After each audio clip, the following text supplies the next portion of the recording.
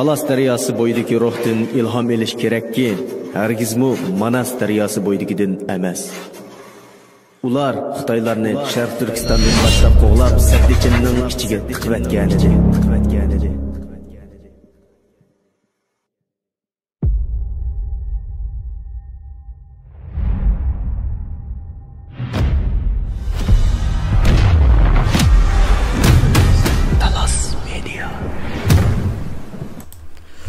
Assalamu alaykum.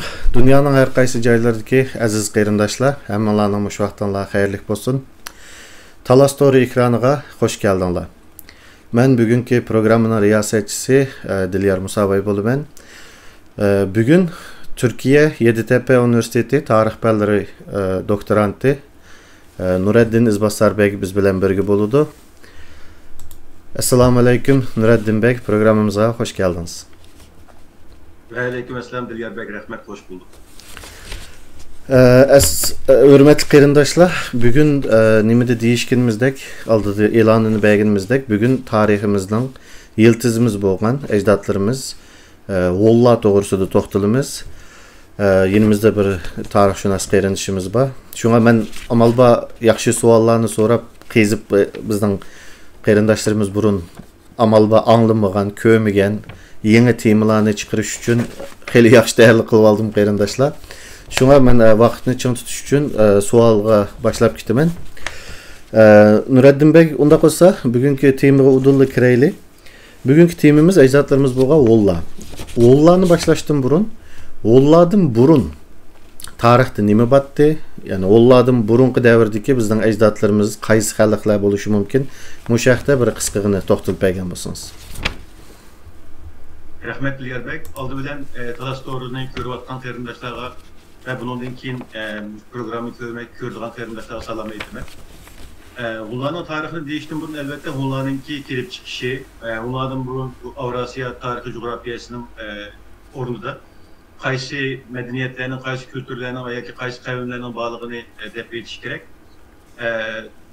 Akademik tarix literatürüdün yolu çıkan vaktimizde tarihten burunqi devirlerde biz miladidan burunqi 3000 yıllardan başlap ecdadlarımızın izini tapalaymiz. Bu da asasen miladi 3000 yıl burun şu Karadeniz'deki şarkı tarafi, Hazar Denizi yani Kaspiy Denizi'ninki şimali tarafıdın bir top kavimle yani Hindi Avrupa ırkığı tabi olan bir top kavimle şarkı qarab köşkerligi ve bularınki küçüğünün 3 yönlülüş boyunca birinci yönlülüşününki hazırki Mavera-un Nehir yani Özbekistan toprakları, Özbekistan zeminleri yani ötüp Hindistan ve Afganistan'a bağlılığı yeni bir grup bilen Şarkı Türkistan çigrasıga kirip, Şarkı Türkistan'da tarım havzasıga kirip yerleşkenligi. Yeni bir gruptan olsa Sibirya'nın janubi tarafi ve janubi tarafından keyin hazırki Xitaylarning ki şimali өлkülері bolgan Shanxi, Sanxi ve Moğollarning ki zemini bolgan Ordos, Kansu qatarlıq joylarga yerleşkenlik to'g'riliq ilim dünyası asas jihatdan buni itiraf qildi ve bu şekilde bolgan deb qarıldı ve bu jarayonda miladiden burunqi 3000 yıllarda Sibirya'nın janub tarafida ve hazırki Şarkı Türkistan'ın şimalidagi Altay Tig'i, Sayan Tig'i yani Kökmen Tig'i etrafında ve Mavera-un Nehir'de Türklerinki en dastlabki ecdadınınki bazı kültür kaldıklarını kaldırıp koyganlığı aniqlandı. Bu asasen arkeologik tədqiqatlardan oturup çıkan məlumatlar. Ve buna göre miladiden burunqi 3000 yıllarda Sibirya'nın janubudan Minsk degan yerde bir kültür havzasına şekillengenliği aniqlangan. Bu kültür havzasındaki şekillengen kültürünü antropologiya ve arkeologiya ilmidikiler asasen tepilgan joyning ismi bilen Afanasyev degan joydan aldı Ruslar isim koygan boğaşqa. Afanasyev kültürü deb ataydı. Bu miladiden 3000 yıl. Miladiden burunqi 2700 ve 1200 aralığında Şarkı Türkistan'ı öz içine alan asasda Altay Tig'i ve Kökmen Tig'i tarafında şekillengen kültürünü Andronovo kültürü deb ataydı. Bular mı? Oxşaşlar bizden ecdadlarımızınki şu gariptin küçük kelgen kavimler bilen birleşip veya ki şu kavimler bilen birlikte şekillendiğen bir kültür havzası deb qaraldı. Onun kendinin Mavera-un Nehir'de şekillengen kültür havzası var. Kazakistan'da şekillengen Tagar ve Sibirya'da şekillengen Tagar kültürü degan kültür var. Hani kendi hazırki Rusya'nınki zemini içinde bu vatan Başkurdistan ve Şimali Kafkas'ta şekillengen Sintaş degan joyda şekillengen Sintaş kültürü var. Bular ne? Tarih, akademik tarih literatürünün burunqi devirlerde, tarihten burunqi devirlerde şekillengen çoğun kültür havzaları deyimiz ve bulardan bizden ecdadlarımızın bivastı alakadar kıldığını asasen tarım havzasına gelip yerleşken bu yerge makallaşkan kavimler. Bular İskitlerninki bir kısmı, Masagitlerinin bir kısmı, keyin Yunan menbelerde İskit deb atıldıgan, Paris menbelerde Saka yoki Sak deb atıldıgan kavimler, keyinki devirde Toxarlarninki şekillenişi ve bizdenki bivas ecdadımız olan bunlarninki ecdadlar deb qaralgan kavimlerden bolsa hazırki Sibirya'nın janub tarafı, Orxun deryası, Yenisey deryası etrafı ve keyinki devirlerde miladiden burunqi 2200 yıllarga kelgan vaqtda hazırki İçki Moğol'un Kansu, Ordos, Shanxi'ninki şimal kısmındaki Yinshan yani Çoğay Tağları, hani kendi Kansu koridordaki etrafı joylarda makallaşkanlığı tilga ilingan ve bu Xitay mənbələrdə Hunların əcdadlarını miladidən burunki 1500 yıllargacha apırdı. Fakat Hunlarınki Xiongnu deb Xitay mənbələrə kirişdən burun isimləri bək tərəfli, başqa isimlərlə, başqa xətlərlə yazılgan, amma Xitay tarixində bu isimlər izahlanğan bolğanlığı üçün biz Hunların əcdadını dəstəbdə Sibiryanınki cənub tərəfində yaşab, keyin miladidən keyinki 1300 yıllar kelgan vaqtida hazırki Xitayning şimali qismlarida kelgan ve bu yeni Xitaylar bilan talashgan. Xitaylar bilan bu yerda mücadele edib olgan, çünki coğrafiyanınki iqlimninki şartları tufayli bu yerda ham issiq ve tarixchilik qilishga ve başqa hayvonlarni beqishga oson bo'lganligi uchun bu yerda shakllangan qavmlar deb qaraldi. Bu yerda yana onlardan burungi davrlarda Xitoy manbalarida Beydi deb atalgan bu dilaninki ve yine Xitayların mənbələri Guyfang deb atalgan yine onların əcdadlarının ki tarixini biz bu yerden bilelim ve miladiden burunki 1500 yıldan miladiden burunki 350-318 yıllar bolğan dövrdə onların əcdadlarının ki her xil qavmlər bilan, her xil qabilələr bilan birləşib en axırda miladiden ki burunki 223-210 ətrafında resmi türdə onlarınki Xitay mənbələrdə Xiongnu şəklində Arıq okuluş boyunca Xiongnu şeklinde tarih sahnesi çıkarlığını görələyimiz. Rəhmət cavabınızға. Mən onların qaçan tuncu qitim çıxan deb sormaqdım, ya cavabını berib etdiniz. Yani miladdan burunqi 200-cü yıllarda tuncu qitim 10 degan isim bilan Xitay mənbəsində uçuraydı dediniz. Onlar yani Xiongnu degan isim bilan. Ondaqda o Allah doğrusu texim kirişdən burun menin kallamda bir nim qılğan bir sual var. Belki yılları aldı keyni boluşu mümkün ama hazır soru olay bişirdiler. Allah'dan qancha türlük Allah var? Yani tarixdə ötken Allah bir qancha xil Allah var deb bilməyəm. Bu Allah qaysılar ve qaysisi qayerdə yaşayan Allah? Bu Hunların karta elip verilen tədqiqatlar dəstəbdə Fransiyada Joseph de Guinness tərəfindən tuncu qitim 1758-56 yılları tədqiqatlanğandan başlap 1970'lərə bolğan dövrdə bu onlarınki asasen 3 türlük onlar var deb qaraladı ve bu asasen deyirək Xitay mənbələrində çıxan hazır okuluşu boyunca Xiongnu bolğanlar onun kendi Avrupa'daki bevasitə Hun deb atalğan Girik mənbəlerde veya ki Roma İmperiyası'nınki mənbəlerde ve başka Avrupa'nın mənbəlerde çıkan Hunni qatarlıq isimlerle atalgan Hunlar. Onun için miladinin keyinki 4. əsrlərdə hazırki Afganistan'ın şimali, Maveraun Nehir, Şərq Türkistan'ın cənub-qərb qatarlıq şeylerini hakimiyet asılagan Eftalitler, yani bu Avrupa mənbəlerde Eftalit, Paris mənbəlerde Akhun ve Hindistan'ın mənbələrdə Alhun veya ki Akhun şeklinde təriflənən 3 türlük Hun qavmininki bağlığı ve bunlarınki bir-birindən ayrı, bir-birindən münasibəti yok. 3 fərqli qavm ya 3 fərqli siyasi hakimiyyətinki yaşıqanlıq doğurluq tarix literatürdə şundaq bir düşüncə var idi, amma miladidin 1970 yılın keyinki şəkillənən tarix tədqiqatları gen tədqiqatları bilen birlə bazı Hun mazarlarının eçilişi, yani Hun qurğanlarının eçilişi, tarix mənbələrinin texnik çonqur tədqiq qılınışı bilen Xitay mənbələrdəki Xiongnu deb atalğanlar bilen, Avropa mənbələrdə Hun deb atalğanlar bilen ve Hindistan Paris mənbələrdə Hunna yoki Hun deb atalğan 3 qavmning bir-biri bilen münasibətlik veya ki bir-birinin aldı keyni, bir-birinin davamı bolğanlığı ve bunların genetik tədqiqatlardan bir-biri bilen urug tuqqanlıq münasibətinin bağlığı oturup asasen kubul kılındı ve biz siyasi hakimiyet noktasının şu 3 Hun imperiyasını körüstübüz, 3 Hun devletinin körüstübüz. Birisi Avrupa Hun, Asya Hun imperiyası, yani Büyük Hun imperiyası. İkincisi Akhunlar, üçüncüsü olsa Avrupa Hun imperiyası. Bizden tarihimiz ne? Yani Şərq Türkistan'ın tarihini bevasitə alaqadar qıldığan, yani bizden bevasitə bağlanışlı olan ikisi bunların içinde Asya Hun imperiyası bilen Akhunlar kurgan Akhun imperiyasını göstərdi. Şuna biz bunu 3 fərqli Hun imperiyaları da tarih literatürdə bu şekilde kullanırız. Rəhmət, yəni miladdan burunqi Asya Hun imperiyası bilen Akhun imperiyası bizge bevasitə ulunadığan bizden əcdadlarımız dediniz. Ondaqda biz bilan bo'lgan etnik aloqasi Hollandın. Yani bugünkü biz bilan bo'lgan etnik aloqasida yoki bo'lmasa kulturel aloqasida yoki bo'lmasa tilida nima isbotimiz bor? Masalan bu nimada akademiyada men bu xalqaro munosabatlardan bu akademiyada markazchilik deydigan bir narsa bor.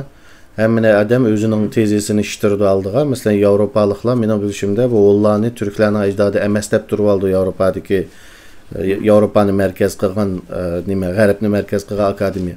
Ondaqda bizdə bularning əcdadımız muşular deydiğanğa bizning etnik cəhətdən yoki yaşam cəhətdən yoki tilimiz cəhətdən bir isbatımız barmı? Nimetki slaytki 3 onlarınki zaman tarix aralığını göstərən ünlü göstərsəniz, mən şunun üstüdən biraz daha düşüncəli para. Bunların bayan da ötkəndək, miladinin burunki 209-206 yılları etrafında şu Batur Tanrıkut'unki oturuş kişiyle Hun İmperiyası'nınki, Asya Hun İmperiyası'nın kurulğanlığını deyimiz ve bu Hun'la Asya Hun İmperiyası'nınki devam olğanlığına miladinki 405 yıllara geçip var. Asya'nın şimalında ve Şarkı Türkistan'da Mavera Memleketi. Aklımda olsa, miladinki 220 yıldan 557 yılgacha bo'lgan devirde tarix sahnasida bo'lgan.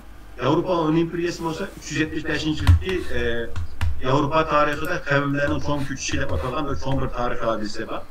Bunun bilan başlanıp miladi 469 yılgacha bo'lgan devir, yani Attilla'nı merkez kılan Avrupa Hun İmperiyası ko'z tutuldu. Bu Hunlar tadqiq qilgan desek mezgillerde Xitay mənbələrdəki bu onlarını tərifləyən mənbələrdə Xitaylar onlarını asasən deyirlər ki, Şonlu deyə atılған və başqa ataş üsulları var. Şenyun, Kenyun, Günyun deyə ataş üsulları və başqa nurgun ataş üsulları var. Amma umumlaşqan Xitayının rəsmi tarixi kitablardakı olub bu şu sol tərəfdə rəsmli görünüb doğan şu Şilji'deki onlarınki monografisi desek de doğruluğu da Hunlar doğruluk məxsus yazılan bir bölüm. Bu bölümde Hunların kilip çıkışı, bütün tarihi deryaları en destekten şu kitaplarda tefsir edip algan. Biz Hunlarınki etnik kilip çıkışı ve milli kültürel noktadan qaysi kavimge hazır yaşamaktan qaysi kavimge doğru alıp olup Avrupa'da destek tetkikatlarda oryantalizmden burun tetkikatlarda bulup mu 1756-58-1840'dan burun tetkikatlarda onların bivasıta Türklerle bivasıta alakadar bir kavimde yazılan. Bunu asasen Kozmo ve Fransiyeli tetkikatlar bulup mu Joseph de Genius başlı bulup yani onların bivasıta Türkler'e bağlanan. Bu vaxtda genetik tetkikatlar oturup çıkmagan. Ama keyin Xitay mənbələrindeki texim köp oturup çıkışı ve coğrafiyelik noktadan fərq tutuluşu ve tarihi mənbələrinin yeterlik olması tüpeylidir. Akademik tarihçilikte Avrupa'daki Hun İmperiyası ile Asya Hun İmperiyası onun kendinden gelgen aklımlarının birbirinden alakası olmayan başka farklı kavimlerden oturup çıkarılır fakat bunlarınki kültür cihetten birbirine yakın geldiğini oturup olan küçük karaşlar var. Bu asasen oryantalizmli merkez kılan öz karaşlar. Ama onların kurallarının tepilişi Xitay mənbələrdə onların tili yoki onlara ait sözlər de təriflənən təxminən 190'a yaxın söz hatırlangan bütün Xitayçı mənbələrdə. Bu 190 sözün ki süzüp çıkarılışı ve keyin Akunlarla münasebetlik olup Hindistan'ın mənbələrdən ve İran Paris mənbələrdən çıkan materyaller taraf bunlarınki genetik tetkikatlarla birlikte bunlarınki hem Asya Hun İmperiyası'nın hem Avrupa Hun İmperiyası'nın bulup Asya ve Avrupa Hun İmperiyası'nın ki haneden ayrısının 24 uruk var bunlarda. Bu 24 uruk'nunki genetik alaylığı opmoqşaş çıkan bunlarınki Sibiriya'dan çıkan korgandaki genetik özellik alaylığı opşaş. Kafkas'ın şimalıdan çıkan yani hazırki Macar Hungariya'dan çıkan korgalarda çıkan genetik özellikleri asasen okşaş. İşletken kültür kalıqları işletken sapalqaçılar, işletken kamçılar, atınki üstü işletken cabduqları ve başka nurgun şulardan kalan sonra... To'xtam, ben gepinizni kesay. Ben muhim yere geldim. Muhim yere geldiniz, ben kesay. Hazır birinci degininiz, Hollar to'g'risida DNA tekshirishi bo'ldi dedingiz. Ve DNA'da bu Avrupa oğulları, Asya oğulları ve Aqulla'nın birbirisiga DNA jihatdan tutuşadiganligi isbotlandı dediniz. Bekerek Asya Hunipriyesi ile Avrupa Hunipriyesi'nin birbirine pek yakın düşürdüğü Tamam. ispatlandı. Yani o ikisi bir oldu, tamam.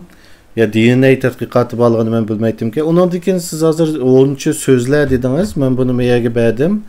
Ama o qeyrindaşlarga körümen qeyrindaşlar bir düşençi bir ötey. Programı başlanğan vaxtıda biraz kadimi müzik koyduk bugün naqşa. O naqşa meyada mı yazılgan bu memani ele yoğantip berme. Yani bu Muşu onca tarixda tunji qitim yazılgan 2 misralık bir şiir ki bu, hatta uzunluğu bir tizvesek 1 misralık ve bunu naqş qilib işlepdi. Şuna menen sizden soraydıgınım, yani bugün Oğullarını sözleşkeşke biz en kadimi 10. naqşını koygan bulduk. Sizden soraydıgınım hazır mı ekranda belgimizdek onlarda bizge okşaydigan til jihatdan, yani 10 tilini türkçeге yakın deydigan isbatım ba degentiniz, tövendeki misallarını evetgentiniz. Muşaqtida biraz to'xtalib bersangiz, yani 10 tili qandaq til, 10-chida qandaq ahanglar var. Buldu. Nemini azırak açaydı. Bayan şu biz program başlaştığım bunun koygan naqşa şu Jinshu'da 4. esirge ait onların tilinin hatırlangan bir askerlerinin hücumga o'tishi uchun bir rahibninki şu vaqtda shaman rahibning askerlarga hücumga o'tishga bergan buyrug'i. Ya'ni bu Xitoy manbalarida onların tili deb Xitoycha xatlar bilan hatırlangan bu. Hozir o'qilishi farqli bu Xitoycha xatninki, ammo qadimgi o'qilishi bo'yicha o'qiganda bu xatninki hozirgi talaffuzi suke talqan bu hukuku tutan. Yani sugi talqan hukuki tutan degan bu bir beyit şeklinde hatırlangan bir söz. Ve bu sözün tamamen hozirgi Türk tillerininki grammatiklik qurilishig'a ve söz alayidiriga %100 mos kelganligi chiqib turdi. Bu yerda sugi talqan degani askarlarni chiqaring degan gap, suv degan askar degan gap. Bu kök türkçülüğüme o'xshash, qadimgi uyg'urchiligi o'xshash ve başka Türk şiirlerine o'xshash. Biz onların Türk kavimlerinin ecdadı ekanligi yoki hech bo'lmaganda Türk kavimlerinin onlarınki bir parçasından şekillengen kavimler ekanligini onlarınki tilden kalgan kaldıklardan texmi yaxshi bilamiz. DNA tədqiqatlarının sırtida bütün Xitoycha manbalarda jami 190 söz ve şu bir beyit hatırlangan. Bu 190 söz içinde bunlarınki ünvanları var. Biz mesela bu yerda şunu bir eskertip ko'z to'g'ri keldi. Bizningki tarixchiligimizda Turg'un Almas bobomizninki Hunlarning qisqish tarixi degan kitobini yozganligi haqiqatan bizga sungan cho'ng bir qimmatli bir eser.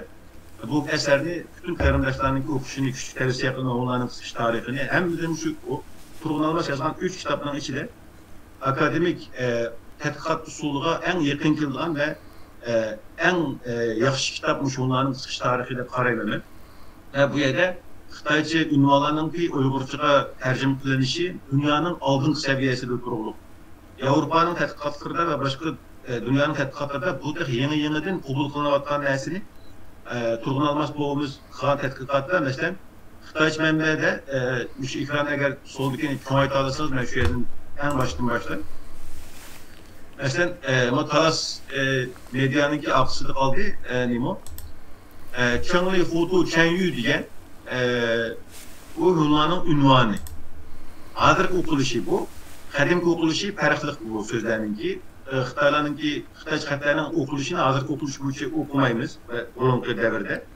Ama tadqiqotlarda hozir o'qilish bo'yicha yozilib ketganligi uchun ba'zi narsalarni tushundirish qiyin. Ama bu yerda biz Batur Tanrıkot diyen sözünü işletken mesela kurgulanmak. Bir yerden nereden bildiğimizde Xitoycha, qadimki Xitoychaning eng dastlabki Xitoychaning to'g'ri o'qilishi bu. Onlarninki ünvanlarda mesela Chengli Hutu Chenyu deganni hozir asosda bu paleografiya tadqiqotlarida ve başka til tadqiqotlarida bunun Tanrıkot Chenyu deb oldi, ama Chenyu degan so'zninki bu bir ünvan ekanligini bilamiz biz. Xitoylar o'zi yozdi buni. Chenyu degan onlarninki eng oliy hukmdor ishlatgan ünvan deb yozildi.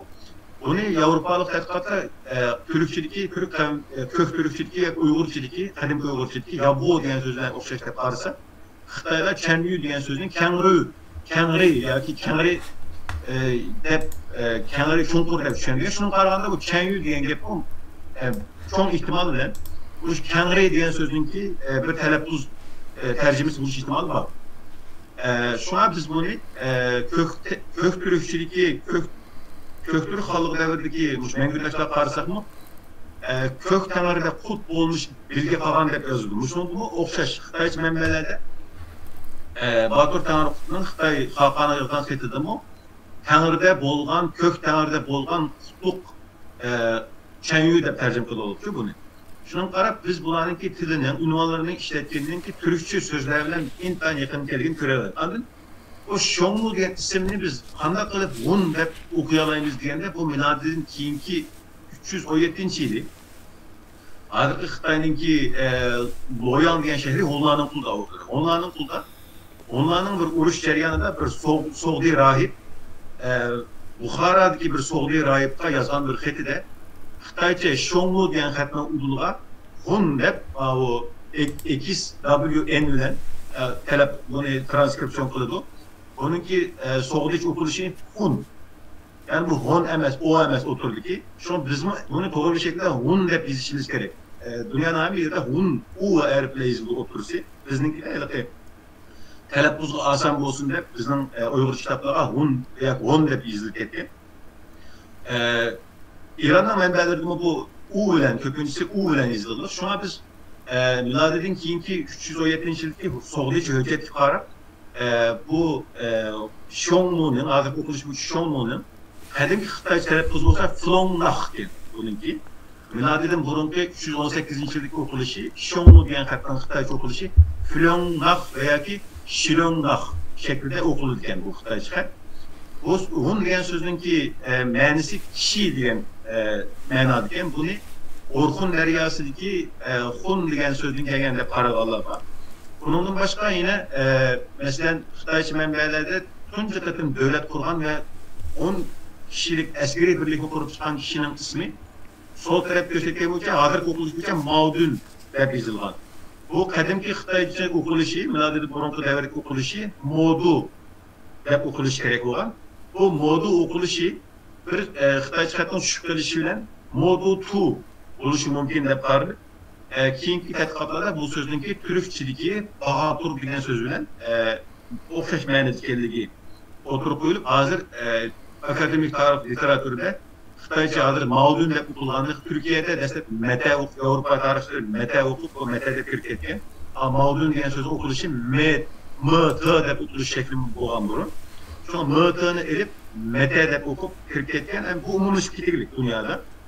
Faqat ahirgi davrdagi Xitoylarninki qadimki Xitoychaning o'qilishiga qarata bu so'zningki Bahatur degan so'zningki Xitoycha ahang tarjimasi bo'lgan Modu 2ninki Modu shakli ekanligini ham va turg'un olmas buni Bahatur Tanrıkut deb olgan. Hozir endi Yevropa tarixchilari va Turkiyalik tarixchilar bundan asosda Bahatur Tanrıkut yoki Bahatur deb e'lon bundan boshqa yana Xitoycha manbalarda chiqadigan Qingluk, Ordu Teber degan sözler var. Bunlar şu tahminen hemini sanat kullanmayımız 190 söz ve ünvanları var. Onlar işletken ünvanlar. Bu ünvanların hemisi karşısak asasen diyerek bu sözlerin hemisi adırkı Türk tilleri de, Türk şiirleri de işletken kişilik söz. Hem de onların tilini biz Türkologla asasen diyerek Türk tilinin en kadimisi de karayımız da onların Türklerden burunki proto-Türklerinin ecdatlarıymış bunlar şöyle qaraymiz. Ama akademik literatürde şundaq bir çataq iş var. Bu onların tilide qaralgan sözlerinki köpüncüsü yine hazır zaman Mongol silimi var. Mesela Mongollar hazır bu insanlık kün yoki hun deydi. Yeni birisiga onların tili qadimki Türkçedeki iki xil til ayrımınınki usulü de Türkçe iki xil ayrıldı. Dünyadaki Türkçe R tipideki Türkçe ve Z tipideki Türkçe'de. Bunların tili Bulgarlar ve Çuvaşlarının tili bilen devam kılgan R tipideki Türkçe bağlılığı için hazırki yitip gelgen Türkçelerin içinde bu onlarınki tili yitip gelgen asasen de Çuvaşlar kılığılık. Çuvaş hazırki Rusya Federasyonu'nun içindeki Çuvaşlar ve Bulgarla devam kılgan ve Bulgarlar yoku diye tarihte yok hazır. Şuna bularning tilidagi so'zning oxiriga kelgan tovushlar asosan re masalan Samarqandning ismi nima uchun Samarqand deganda Hunlarning davrida bu re tipli turkcha bo'lganligi uchun Divani lug'ati turkda Samarqandni Semiz kent deb izohlaydi Mahmud Qashqari. Bu Semiz kent degan shu Hunlarning davridagi ishlatilgan re tipli turkchining Samar degan so'z Semiz degan so'zga teng kelgan bo'lganligi uchun Semiz yani öküzni ökür deydi mesela. Şunun o'xshash qisqasam gapni. Onlarning tili, onlardan qoldirilib qo'yilgan DNA tekshirishleri, onlarninki irqiy tip alaylilikleri ve onlarning qo'rg'onlaridan chiqqan moddiy kultur qoldiqlari bilan Sharqiy Turkiston ve Mavera-un Nehrida tepilgan moddiy kultur qoldiqlari ve biz hozir ishlatayotgan gelemlerde, ailelerde ve gündelik turmuşlarımızda işletayotgan bazı simvollik xarakterlik naqshlarning onlarning mazarlardan chiqishi bizning ajdodimizning bevosita onlar bilan munosabat keling ko'rsatib beradi. Bu ilm dunyosida %100 qabul qilinmaydi. Ammo Xitoycha manbalarda shu aniq. Uyg'urlarni, ya'ni qadimgi Uyg'urlarni va ko'kturklarni tushunadigan vaqtida Xitoycha manbalar onlarning avlodlari deydi. Ko'kturklarni onlarning shimoliy quli, Uyg'urlarni onlarning bevosita avlodi deydi. Xuyxani tushunadigan vaqtida veya ki Tujo'ni tushunadigan vaqtda bevosita shunday tushunildi. Yeni qarasak Uyg'urlarning Uyg'ur qabilalarining ichida 9 ichki qabila, 9 tashqi qabila var. Qabilaning ichida bir qabilaning ismi Hun.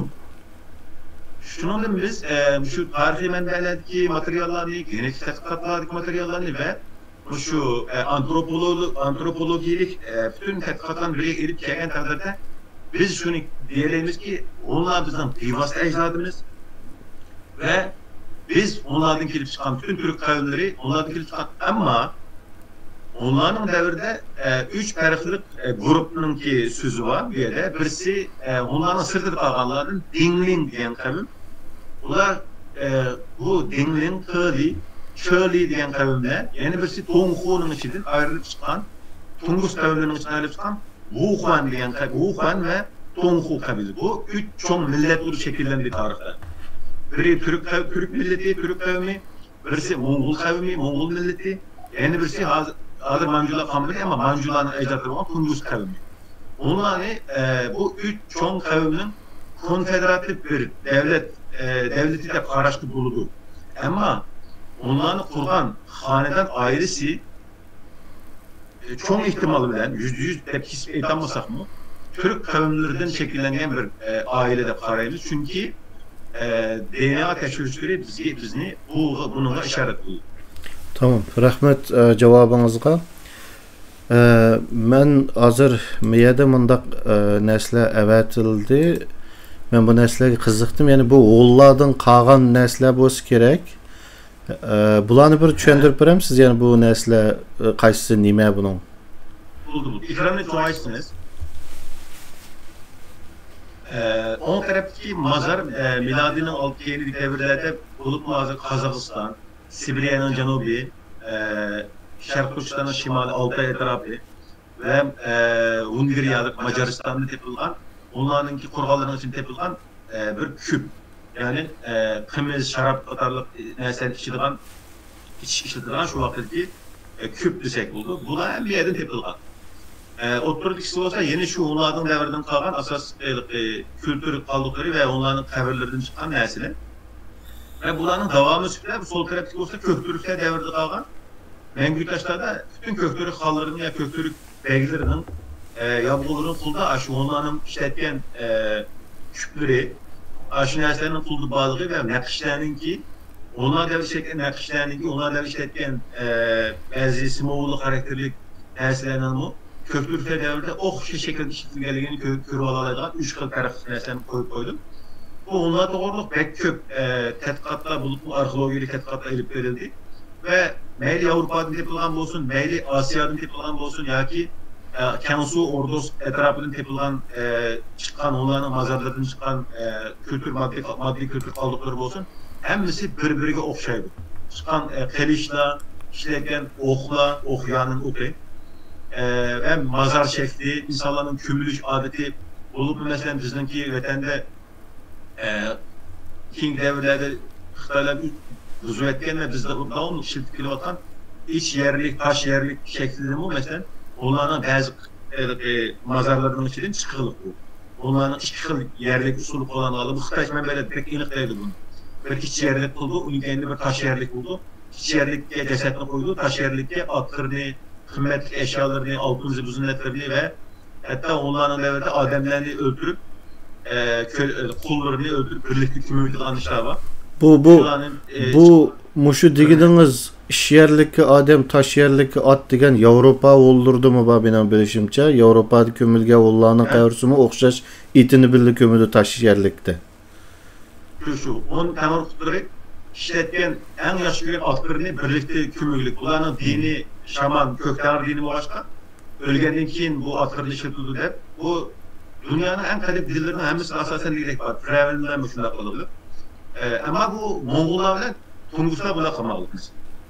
Moğollar bilen Tunguslar onların kavilelerini bulap getirdik. Mesela şu Batur Tanrıkut'un ki uruşlarına karışsak, destek uruşlarına Batur Tanrıkut'un en yaxşı gören etini isteydi Tunguslar yani Donhular. Etini birdi o mesela Batur Tanrıkut. Keyin en sırayla ayalını isteydi. Ayalını birdi. Andın Kerolan deryasınınki şark kırgıtı bir zeminini isteydi. Bulanı biz gibi degendi ki ben hutunumunu verdim, etimini verdim ama zeminini vermeyim de hücum buluttum. Ve bu hücumununki yeni bir sebebini mi? Onlarınki şu ecdadığa ait kalan kabirlerinin için içip Tungustan'ınki, Tonhulan'ın, Ufanlar'ınki kabirinin içindeki mal dünyalarını bulup ketkenliğini izleyip o bizim ecdatlarımız konularına çok hakaret edip hücumunu başlakalığı yazılı Xitay mənbələri. Tamam, ben hazır meyada bir nersi köydüm, ben şunu tapay. Yani bir 10 Tanrıkut'un tacisi dep bir resim koyup siz acayip dektim tattı manım o. Bu doğrusu biraz depesiniz. Rasa şu bizden 10 Tanrıkut'un bir şey takagan tacı altında orijinal dek durdu. Aş doğrusu toxtulup bəsiz. Nereden tepilgan qandaq tacı bu? Kimden buluşu mümkün? Bu 1972-ci Ordos'un tepilgan. Ordos adı Kansu Ordos rayonu.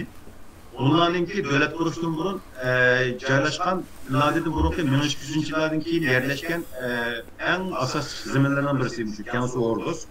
Hatta Xitay mənbələri Ordos'u onların ana makanı, ana vətəni deb ataydı. Ordos, Kansu ve bizimki Şərq Türkistan çevrasıga yetib kelgan bu Qumulniki Barköl etrafıga yetib kelgan joylarni ve Toshkent Moğol'un bir qism joylarini onlarınki ana makanı deb qaraydi ama akademik literatürde bu kabul kılınmaydı. Onların ana makanı bir yerine de parıldı. Yani Xitay mənbələri şundaq yazılır. Bu 1972-ci Ordos'un tepilgan 10 Tanrıkut'a ait tac. Bunu Xitaylar tapdı bunu. Xitaylar tepip bunun karbon tekşürüşü bilen miladdan keyinki 2-3 əsrlərdə 10 Tanrıkutlarının beşiği tapılan tac iskerliği ispatlandı bu. Ama keyin Xitaylar bu nəslərin hamını yuşurup aldı. Hazır yuşurmalı qılıb kullandık. Aynı vaxtda aşkarlı bet oldu 1972-ciləri. Bunun tədqiqi koymalıq ama makaleleri var. Şu vaxt tədqiqan makaleleri. Bunun karşısına yukarıdaki resim, bununki sihimisi, asildeki resim olsa vardır. Ordos'taki muzikhanıda koyulan bu şunun Tanrıkut'un beşik gelgen resmi taca. Beşideki şunkar cuma şartı düşemez yani. Şunkar. Onunki ilgizliği 7 santimetre bu. Şunkardan üzünün ilgizliği var. Ayadaki. Ama sol taraf işletken Xitay mənbəlerde kınarak da ötken onların keliçi. Onlar keliçini kınarak da ediken. Bu bir Kırgızca'da saklanıp kalan, bir bizden Şərq Türkistan'daki Türkçe'de Uygurca'da saklanıp kalan söz. Keyin biz kökler doğraydıgan nəsini karakter batayımız bu hazır. Əsli kınarak uruş işletken xəncər yoki kılıç işletilgen söz. Bu dünya tarix literatüründe kabul kılıngan bir nəsə. Onların beşik gelgen tacının bu şekilde beşide şunkarının heykilinin bağlığı oturup kullan. Onun kendinden böğrünün ki heykili var bazı taşlar var. Ama en çoğu Tanrıkut'un en çoğusu şu beşiğe muşun ikiye geldiği. Andın ayallar işletken bekköp zibuzunnet, altın zibuzunnet, bilezik, katarlık nurgun zibuzunnetle bu tan tepilgan bu şu mazarının içidir. Ve bu bek çoğun bir mazar bu. Kansu Ordos tepilgan. Hazır bunun tədqiqatı itibarlı Xitaylar. Bivas bizga munosabat bo'lganligi uchun ammo buni dunyo biladi yani onlarga ait ekanligini ve bivas bizning ajdodimizga ait ekanligini biz bilamiz. Rahmet cevabınızga. Undaq bolsa, ular to'g'risida bir tarixiy kimlar bular bir tanışıp chiqdik. Mening bir qisqa bir savolim bor. Ondan keyin asosiy temaga kiraman. Ya'ni tarixdagi yo'lchilar kimlar? Yo'lchi degan ular bilan munosabati nima? Bu odamlar kimlar? Bu yo'lchilar hozirgi Xitoy xat yozilishi oydagi yo, familiyadagi shi.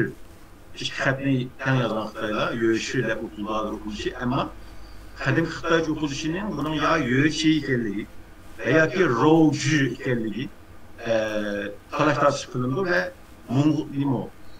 bunlar tarixsiz chiqqan vaqtda bu yo'lchilar asosan Sharq Turkistonning shimolida yashagan bir ko'char qo'nar, ya'ni ko'chman qo'nib yashaydigan bir qavm, Hindi Avrupa irqiga oid bir qavm ve onların en çok düşmanı deb qaraldı yo'lchilarni. Bu yo'lchilar onlar tarafidan qo'g'lab etildi Sharq Turkistondan ve qo'g'lab etilib dastlabki vaqtda Qozog'istondagi shimoliga, buningki Afg'onistonning shimoliga qo'g'lab etildi ve keyingi davrlarda Kushan degan nom bilan o'tirishdi yo'lchilar. Yo'lchilarning kim ekanligi ve kimning bevosita ajdod ekanligi aniq emas. Tarix manbalarida ularningki etnik kelib chiqishi ve boshqa nimalar to'g'riliq bir jiq tarixiy material yo'q. Shuning uchun yo'lchilar to'g'riliq pek ko'p talash tartib bor. Ammo yo'lchilarni Kushanlar bilan bevosita bog'lash ve hatta ba'zi tarixchilar Qo'ychu degan nomdan Qo'ychu Uyg'ur xalqidagi Qo'ychu degan nomninki Kushan degan so'zdan kelganligi ve bu yo'lchilar davrida ular o'zini Kushan deb atagan bo'lg'achqa, ya'ni bu bir faraz atagan bo'lg'achqa, bu nomning paydo bo'lganligi to'g'riliq tarixchilar o'tirsa bu talash tartiblar mavjud. Ammo yo'lchilarningki hozirgi qaysi qavmlardan bevosita nasib kelganini bilmaymiz. Bu keyingi davrlarda yo'lchilar Afg'onistonning shimoliy tarafiga ko'chgandan keyin Kushan imperiyasi deb imperiya qurgan.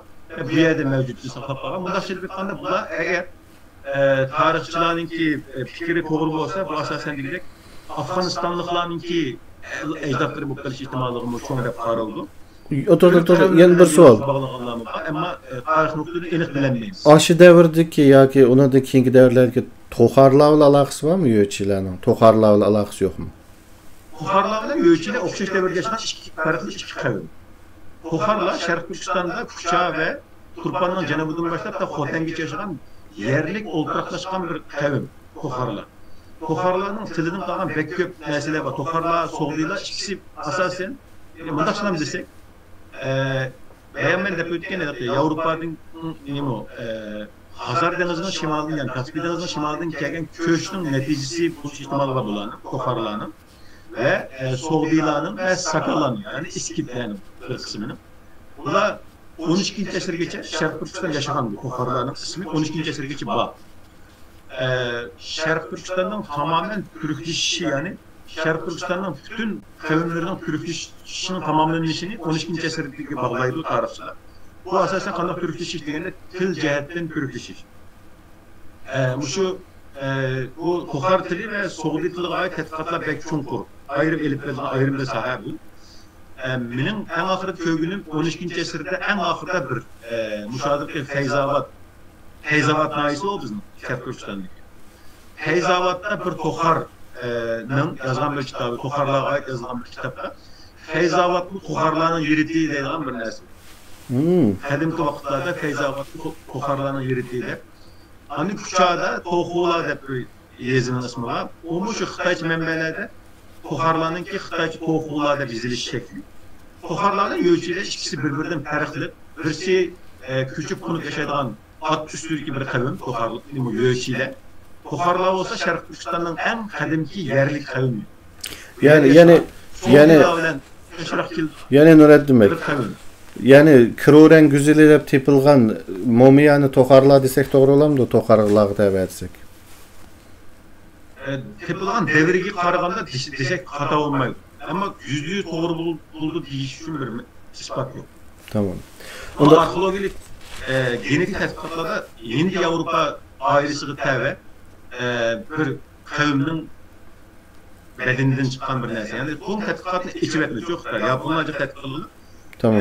Til hüccetleri yok yama yeri. Bu aşı devirden qalğan şu iminin içinden çıkan til hüccetleri yok.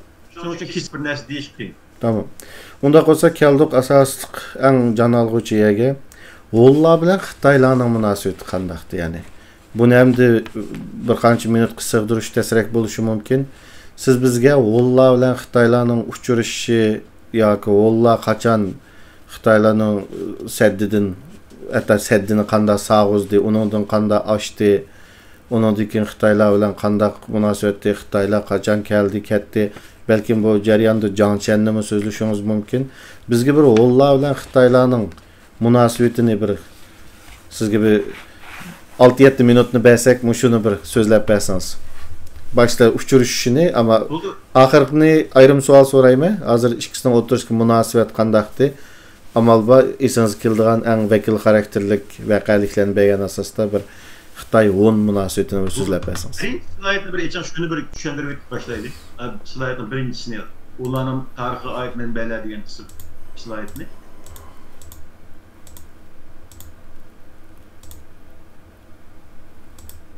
Şunu eğer çoğun ayet alırsanız bayan Ma Uygurçunu mu?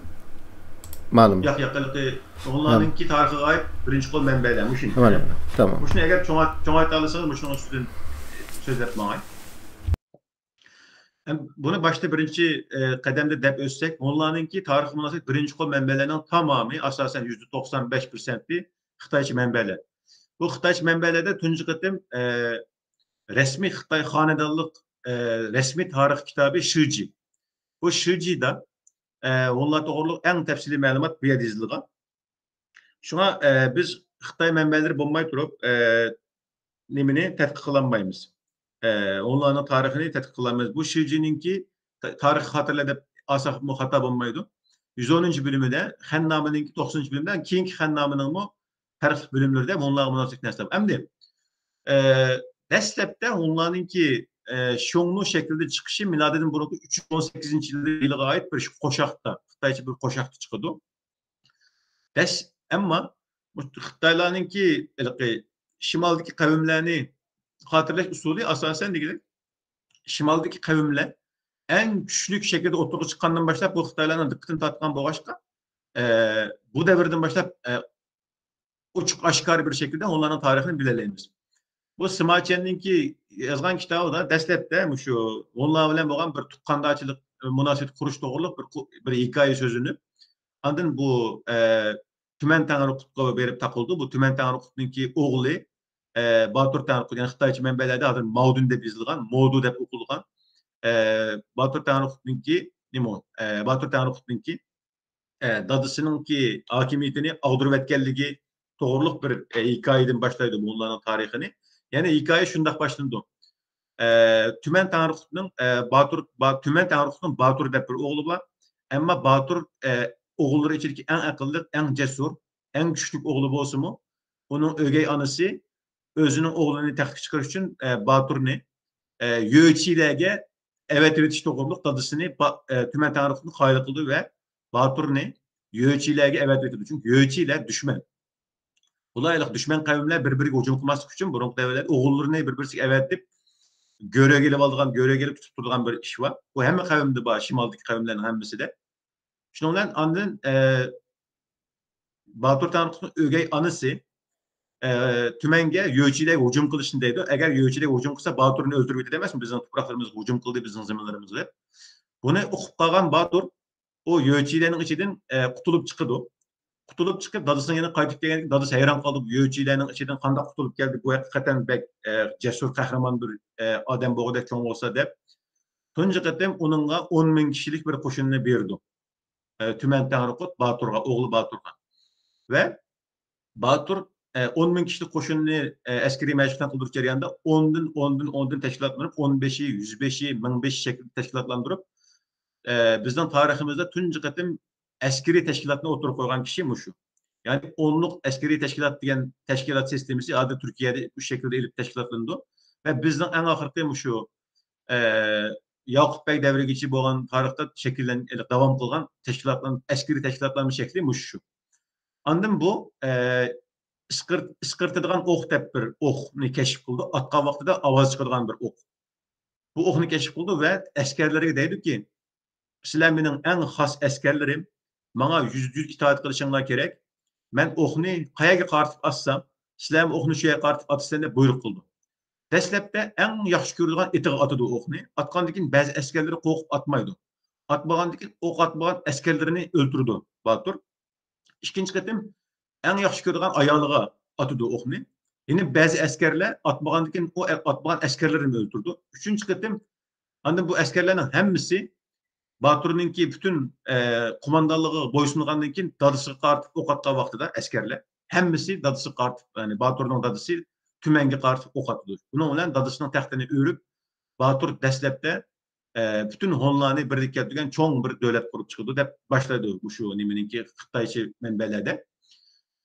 Biz dastlabda milodidan buniki 209 etrafida, 210 etrafida bu Honlarninki Batur Tanrıkut'unki oturup çıkanlığını köreleyimiz ve Xitaylarning zemin istiganligi, Xitaylarninki bazı yerlerin tatib alganligi, Xitaylarni qandaq qiyin ahvol qoldirib qo'yganligi to'g'riliq bakitchiq ma'lumot bor bu to'g'riliq. Ondan milodiy 201-yil va 200-yillar atrofida Han sulolasini yangi qurgan Liu Bang onlar bilan urush qilaman deb hozirgi Shanshining shimoliy qismiga 175 ming deydi ba'zi manbalar 150 ming deydi. Bazıları 125 bin askerini edip, hazırda Shanshi'ninki Datong degan shaharninki shimolida Beyding deb atalgan bir tog' bor. Beyding Shanninki etrafida Hunlarga hujum qilaman deb askarlarni boshlab kelgan vaqtida Batur askarlarini tog'ning ikki qaptiliga yushirib qo'yib, 400 ming askarni ekildi bu yerga. Xitoy askarlari, ya'ni Liu Bangning askarlari tog'ning ichiga kirgandan keyin to'rt atrofdan qo'rshib oldi Liu Bangni. To'rt atrofdan qo'rshib olib, 7 kecha kunduz Liu Bangni 120 necha ming askar bilan qo'rshib olib, 7 kecha kunduz sirqi chiqib qo'ymaydi. Suv manbalarini uzib o'tadi. Hech qanday yeydigan narsa qolmay, askarlar va otlar, Xitoy askarlari otlar o'lishga boshlagandan keyin Xitoylar yorib Baturning birisi bir Xitoy general Baturninki o'gay onasining yoniga berib, yine bir amal qilib askarlarni chekindirish uchun bir hiyla ishlatdi ve sana Kök Tengri'nin açığı geldi, Kök Tengri gazaplanıp Xitoy Tanrıkut'unu qo'yuver degandan keyin, Xitoyning xalqini qo'yuver degandan keyin ig'ir boj ve seliqlar bilan intayin cho'ng to'lamlar to'lash bilan Liu Bangni qo'yib o'tdi. Bu tarixda, urush tarixida tunji qatim xotirlangan bo'ktirma qurish usuli bu. Ve en ahırgıç tariximizde iki taraftan qistab, o'ng ve sol taraftan qistab hujum qilib bo'ktirma qurish usuli shu vaqtida tunji örnegini shu deb qaraymiz. Ve Xitoylar onlarga qarshi urushlar yengilib bu milodidan burunki taxminan 138-140 atrofga kelgan vaqtida bu Hunlardan o'rganmasak bo'lmaydi ekan, Hunlar bek kuchlikan, bularning ot minish usuli, o'q etish usuli, yashash usuli qatorliqlari bizden bek farqlanadi ekan. Shunga biz Hunlardan o'rganaylik deb islohotni boshlaydi. Ondan milodidan burunki 138-yil Jiang Qianni tunji qatim shu Hunlarga qarshi yine Yueqilar bilan birga u vaqtda Xitoylar buni Da Yueqi deb ataydi. Yueqilarla ittifoq tuzish uchun avatib Xitoy chegarasidan chiqib turishiga Jiang Qian onlar tarafından tutulup 10 yıla yakın türmede durdu bu. Ama onların türmesi qanday türme o'ylasak bo'ldi bu yerda. Onun xotini hep birdi Jiang Qian'ga adam berdi, bu 10 yıl turib qochdi bu yerdan. Jiang Qian qochib Yueqilarning yoniga berib, keynidan o kuşanğa ketgan vaqtda ularning Afg'onistonning shimol tarafiga. Bu Xitoycha manbalarda Wusun deb tutilgan, bizninkilar Uysun deb e'lqilib, ularning yoniga berib qaytib kelish jarayonida yana bir qatam tutildi bu Jiang Qian. Tutulup miladi 126-yili 13 yıllık nemisinden keyin qaytib keldi. Xitoycha manbalarning gapi bularning hammasi. Bunu aniq bilib olishimiz kerak. Qaytib kelgandan keyin onlar to'g'riliq rasmiy bir doklad berdi. Onlarning yashash odati, usuli, tunji qatim Xitoylar Türkiston to'g'riliq shu Jiang Qian orqali ma'lumotga ega bo'ldik. Jiang Qianning dokladida Farg'ona to'g'riliq, Sharq Turkiston to'g'riliq, hatto Afg'onistonning shimoli to'g'riliq tunji qatim Jiang Qianning keyin shu dokladida Xitoylar Xitoy xalqiga sungan shu doklad orqali xabardor bo'ldik Xitoylar. Shuning bilan ondan milodidan burungi 100-yillarga kelgan vaqtida bu onlarning atmanish usuli, o'q etish usuli, askariy tashkilot qilish usulini o'rganib, dastlabki qadamda milodidan burungi 100-yillarga kelgan vaqtida onlarni asta-asta yengishga boshlaydi Han sulolasi. Yani bu yerda Han sulolasining yengishi birisi askariy jihat reform bo'lsa, yana bir jihatdan onlarningki ichki nizosi, Andın bu Mongoliyanın ziminleri, Kansu ordusunun ziminleri bek köp tabii afetle bek köp yüz berdigan bir joy. Bir kış bek soğuk, bir kış bek issiq yoki havo o'zgarishi bek farqli bo'lg'achqa onlar birisiga Xitoylar bilan bo'lgan urushda, yana birisiga tabiiy ofatlar tufaylidan milodining 100 yil burungi davrdan tortib milodining 54 yilgacha bo'lganlikda bir Hunlar yengildi, bir Xitoylar yengildi degandek asosan Kansu ordusi atrofini Xitoylar tatqizib qo'ygandan keyin milodiy 100 yildan keyingi davrda Sharq Turkistonda talashishga boshlaydi. Xitoylar bilan Hunlar bir Hunlar oladi, bir Xitoylar oladi degandek bo'lib en akıbette Hunlar miladinin keyingi 54. yılı yoki miladinin keyingi 49 yıl etrafında ikiye bölündü Hunlar. Şarkı Hunlar ve Garbi Hunlar'dır. Şarkı Türkistan'ı asasen degidek Şarkı Garbi Hunlar Xitay menbelerinde Şimali Hun, Cenubi Hun dep arayılgan Hunlar var. Bu onun farklı. Bu Şarkı Hun ve Garbi Hunlar'dır. Garbi Hunlar asasen Kazakistan etrafında durup Şarkı Türkistan'ı ve Altay Dağı'nın cenub tarafını Xitaylardan alındı ve asasen de bu yanınki tabii baylıklarını ve ticaret yollarını tutturuşka tırışıldı.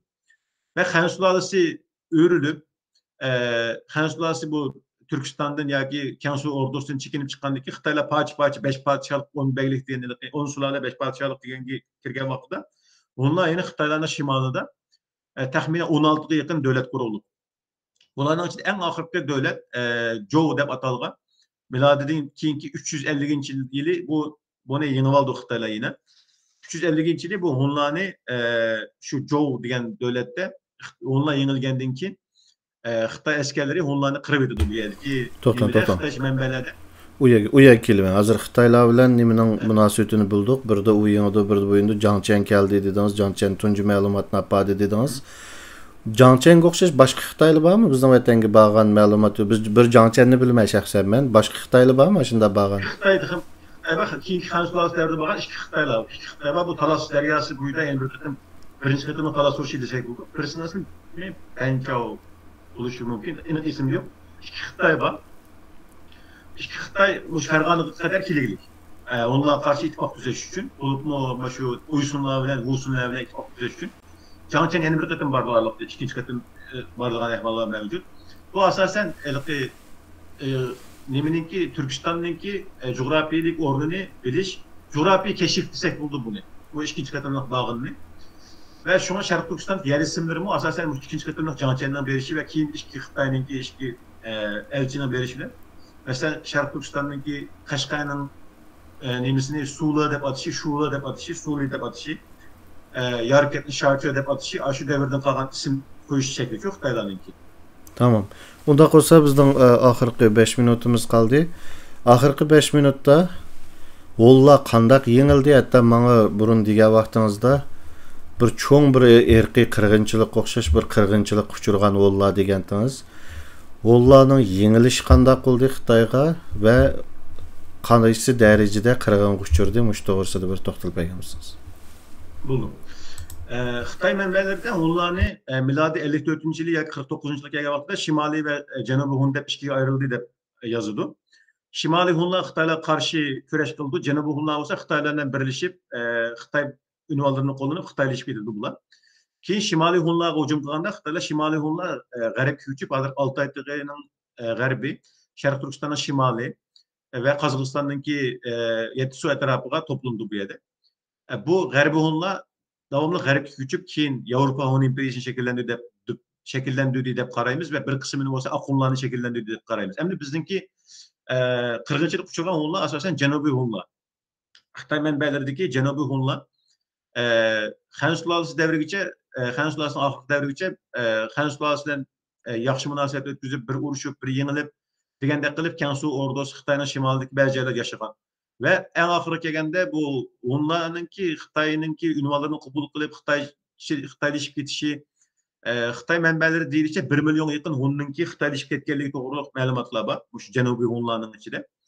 Ve en ahırı kelgende Xitoylashib ketmagan ve Xitoylashib bulanmagan Hunlardan bir qismi qoladi. Shu bayon deb o'tgandek 5 sulale 10 podshohlik deydigan davrda Xitoylarninki bu shimolki hozirgi Shanshining shimoliy atrofi to'g'ridan Zhou degan sulale qurilgan vaqtda Xitoy sulalasi bu Hunlarni biz tamamen yok etmesek, bu Hunlarni tamamen yok etmesek, Hunlarni tizginlep bo'lmaydigan deb askerlerge bir ferman düşürdü. Onların hemen yok tutanlar dep. Yok tutanlar degendikin bu Xitay general bu Hunlarni argılı buldu şundak. Ama Xitaylarnınki bäzileri Hunlarga okşaş, közleri çoğun, burunları igiz, çaşları budur, sakallık Xitaylar mı var? Biz bularni qandak araymiz dep soraydı. Sorgandikin hemmeni bıraklam kırıp etanlar deydi. Hemen bıraklam kırıp etanlar degendikin Xitay askerleri teslim bolgan Hunlarni öldürüş başlaydı. Tahminen Xitay menbalarının deyişçe 250 bin etrafında adam öldürüldü bu yerde. Ve bu hazır kadar teslim bolgan yoki itaat qilgan kavimni öldürüp etişinin tuncu örneği dep qarasak buluncu bunu Asiya tarixida. Ve öldürüp bulup qaraganda bunun içinde Xitaylarning aralashib ketganligini, yani arıqlanma askerler, saqılıva küz yoğan, kişisel bulura ak yüzlük, ak seyriq kelganlarni hammani qo'shib öldürüp etgan bo'lg'achqa, Xitaylarning qo'shilib 250 bin adamdan öldürüp etilganligi. Va bu Xitaylar teslim bo'lgan odamlarni öldürüp etilgan nasiba ko'p tarix ko'p uchraydi. Bu endi cho'ng bir qirg'inchilik. O'sha qirg'inchilikdan keyin cho'ng ehtimol Hunlarninki bir qismi yana g'arbga ko'chirdi. G'arbga ko'chib Altay Dağı'nın şimalındaki Hunlarni g'arbga sürüp, o Altay Dağı'nın şimalındaki Hunlar g'arbga verip Kaspiy dengizi, Qora dengizning shimoliga kelib ularni Gotlar bilan Alanlarni g'arbga sürüp, Yevropaninki iptidai devirden o'rta asrga kirgan tarixi shundan boshlandi. Shunga mush qirg'inchilik balki bu bek cho'ng qirg'inchilik bo'lishi mumkin. Biz faqat o'sha bir kichik bir Joe begligidagi Hunlarning qirib etilganligini bilamiz. Boshqa Hunlarni qirib etilgan bo'lishi mumkin bu davrda. Şuna bek cho'ng köç bo'ldi bu yerda. O köçning natijasida Hunlar g'arib sürülüydü. Yevropa onları şu 350 yıldan keyin ko'rilish boshlaydi. Tahminen bu qirg'inchilik 350-375 aralig'ida bo'lgan bo'lsa, Hunlar ko'chib berib Yevropaga Ukrayna zaminlarida ko'rilish boshlagan vaqtimi dal 375 atrofi uchun. Yani bu 350'den 375 25 yıl dünya tarixida qavmlarning cho'ng ko'chishi deb ataldi. Dünya tarixininki o'rta asrga kirishi shundan boshlandi.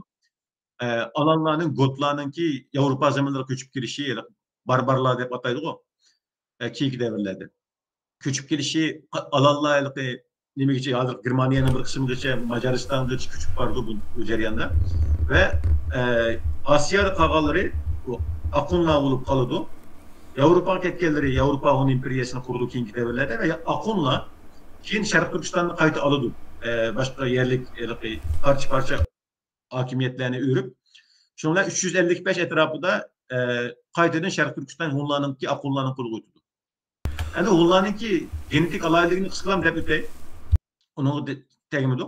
Hozirgi chiqqan shu arxeologik tekshirishlarda Hunlarning tamamen asosan degilik Endi Yevropa Kafkaz irqiga tava qavm ekanligi aniqlandi.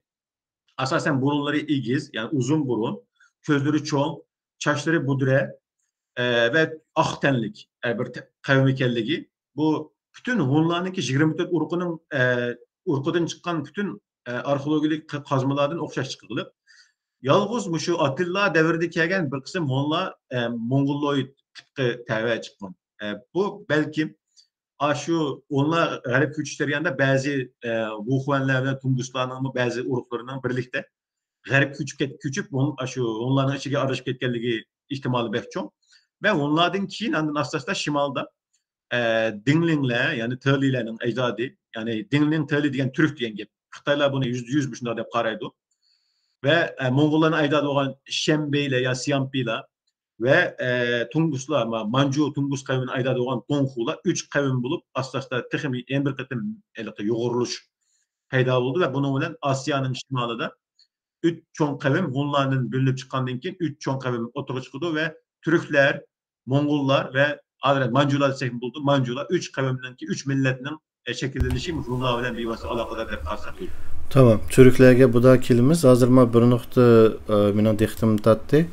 Siz ma bu Turg'un Almas bizning tarixchimiz Turg'un Almas Begning kitabida shu Xitoylarning Hunlarni mag'lub qilishda ishlatgan strategiyasini beribsiz.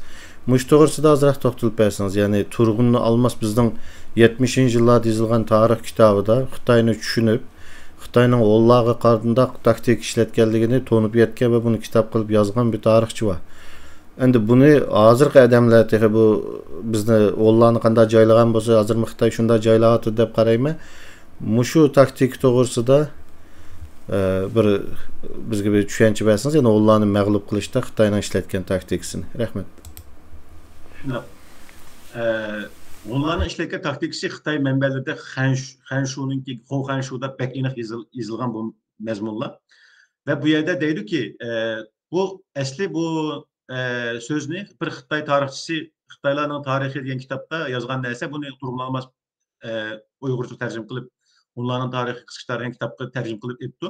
Deydi ki bu yerde Xitay sulaları yani Xitayla Irak'taki devletler bilen birleşip yakındaki koşun devletlere hücum kılış, küçüklerinin arasında soğukçuluk selip bölüp taşlaş, andın acizlere yardım verip küçüklerini yok tutuş taktikisini kullangan ve birden yok atkan deydi. Bu sözün özü değil şu Xitaylarınki o Çünçü devrinde ya ki Cengo devrinde özara işletken taktikleri esli.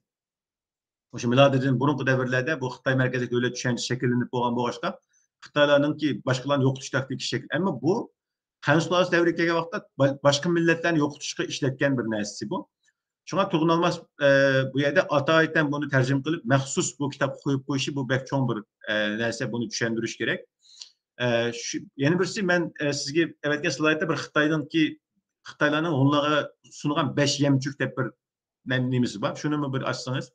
Şunu bir vasılan tercümelam dep birey.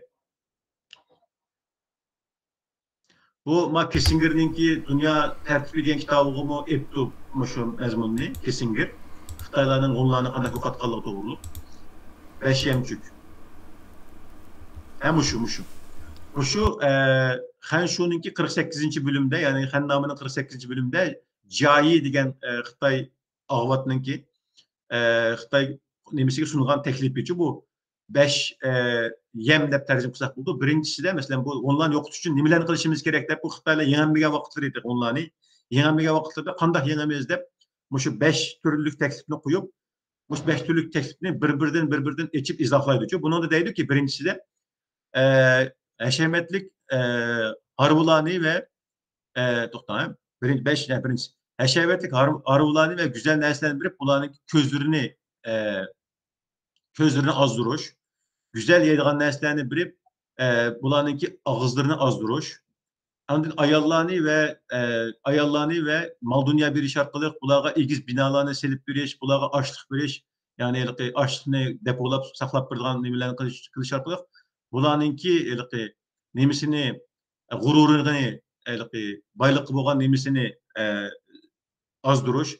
Anın kendin teslim bulup kelgenlerge Xaqan, Xitay Xaqani özü bevosita aroq sunup, şarap sunup bularni mesxuş qilish ve bu arqali ularninki ko'nglini utush deydi. Bu 5 türlük azduruş taktikasi deb qaraldi bu Xitoyning nemisida. Anın bu boshqa vaqtda qanday qildi deganda Sadichindan janub tarafiga Xitoylarning oshpuzularini echib, Xitoylarning tamoqlarini bu yerda cho'ng oshpuzlarni echib, her 200 kilometr yerde bir çoğun bazarlarını içip bu yerga onlarni teklif qilib chaqirib kelish, isil yemekliklerini onlarga berip bularni bu yerdan ayrılanmaz qilish, ani Xitoy ayollarini onlarga sunib berish orqali bu yerda onlarni bu yerdan ayrılanmaz qilish, andın onlarninki xalqalari kelib bularni qaytarib ekitimiz degan vaqtda bular biz allaqachon bizningki yashamayotgan turmushimizga ko'nib ketgan bo'ldi. Andın bular o'zining xalqalariga qarshi keldi shunga. Bu şartda onlarni tamamen bıraklam yo'qotib o'tib bularni acizlaştırış dep şu taktikisini birden açırdı. Tepsili geçip verdi. Bu taktika qanchalik ishga yaraydi, qanchalik ishga yaramadı bu bek aniq emas. Ama en ahırda şu Janubiy Hunlarninki bulup Xitoylarga teslim bo'lgan Hunlarninki ko'pincha bu taktika bilan Xitoylarga erib ketganligi o'ylab baxsana shu davrning o'zida 1 million Hunninki Xitoylashib ketganligini yozadi bu. Ayni vaqtda nufusi unchalik ko'p emas. Şuna bu taktiklerimi dünyanınki siyaset felsefesi ve siyaset stratejisiga kirgen dersliklerge kirgen bir taktika. Ve bayan turgunalmasınınki tercüme kılıp koygan Irak'taki kavimlerini yakında tartış, yakındaki kavimlerini düşman tutuş ve Irak'takilerini düşman kılıp sokuşturuş ve bu arkalık bulanı bölüp parçalayıp yok tutuş diyen taktikisi del bu da programımızda deyilgan köktürüklerinin Mengütaşlar yazgan Xitoylarga bergen bahasıdan aniq ko'ra olamiz bunu. Yani bunu tunji qadam tarixda Köktürkler bunu %100 tunup yetken Xitaylarni. Köktürklerge aldırmay kelimiz. Hazır bugünkü programma olla köktürkler toğusda bek tepsili toxtalımız. Yani onlar toğırlık başka gap barma yana deydiğen?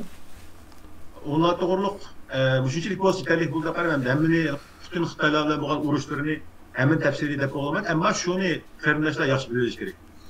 Xitaylar küçük boğan vaqtda bazı vaqtda Şarkı Türkistan'a kirgen. Ama Şarkı Türkistan özü yalğız olan bu vaqtda bir siyasi coğrafya emas. Bütün Mongoliya, Kansu, Ordos ve Maveraunnehr koşulup son bir siyasi coğrafya. Şuna Xitaylarnınki Xansular tarih kitaplarda ve Şarkı Türkistan'ı biz şu vaqtda Şinjan bizning zaminimiz u degan gaplarga bu yerdagi bu urushlar bu o'tkinchi narsalar bo'ladi. Shuna bularga nima qilib Xitoylar davatdan gapni davatga o'xshaydi deb tushunib qolmanglar. Tarixning haqiqiy tarixdir, ya'ni buni o'zgartirib bo'lmaydi. Ammo oqibatda nima bo'lgan deganda Xitoylar bu yerda faqat ba'zi garnizonlarni qurgan. Bu garnizonlari yana Xansularning dastlabki kelgan mezgillarda onlar tarafidan chiqarib etilgan. Bu Kuchada cho'ng urushlar bo'ldi, Yarkentda cho'ng urushlar bo'ldi, onlar bilan Xitoylar o'tirsida. En ahırda yani Akkonluğa kirip Şarkı Türkistan'ı aldı.